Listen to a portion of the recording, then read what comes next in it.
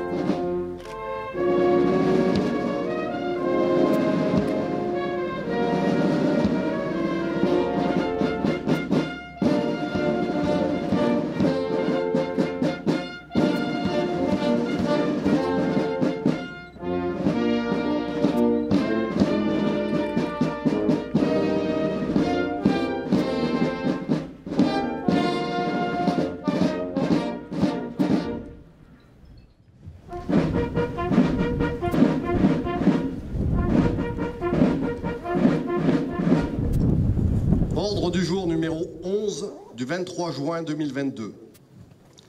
Officiers, sous-officiers, militaires du rang et personnel civil de l'armée de l'air et de l'espace. Il y a plus de 80 ans, la Seconde Guerre mondiale s'abattait sur la France, plongeant sa population dans l'obscurité de l'occupation allemande. Refusant d'accepter la défaite, des volontaires répondaient à l'appel du général de Gaulle en rejoignant la France libre, afin de poursuivre le combat aux côtés des Alliés.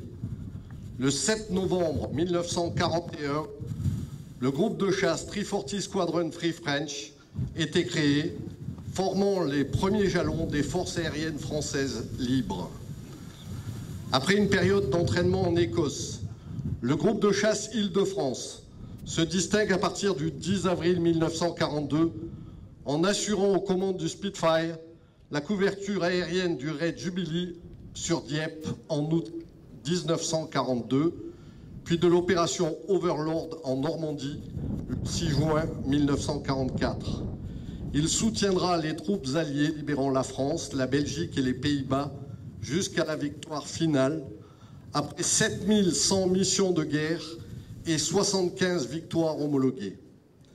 Certains des plus grands noms des FAFL servent au sein de cet escadron, comme Mouchotte, Dupérier, Albert, Durand, Massard.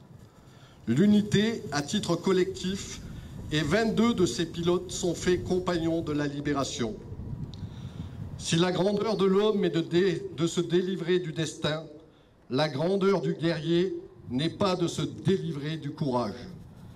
48 pilotes du 340 Squadron incarnèrent ce courage sublime jusqu'au sacrifice de leur vie, tel le commandant Eugène Reillac, disparu alors qu'il commandait l'escadron depuis 30 jours et qu'il n'avait encore que 22 ans.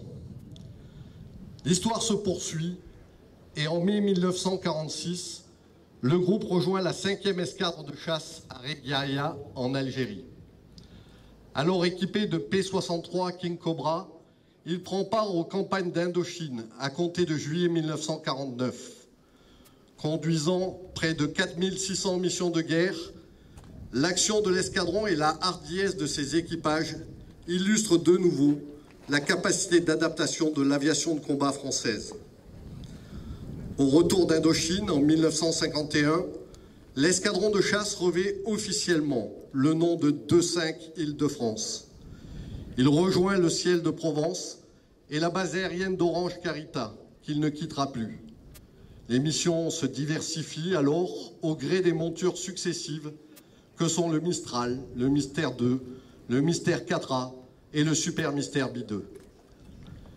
Quelque temps après, l'armée de l'air entre dans l'ère du supersonique.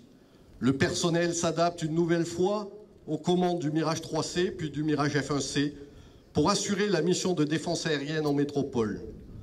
Sur la même période, l'escadron se déploie en Afrique au profit des opérations aériennes Manta et Épervier, déclenchées dans le cadre du conflit tchadio-libyen dans les années 80. À partir de 1989, le 2-5 se dote du Mirage 2000C.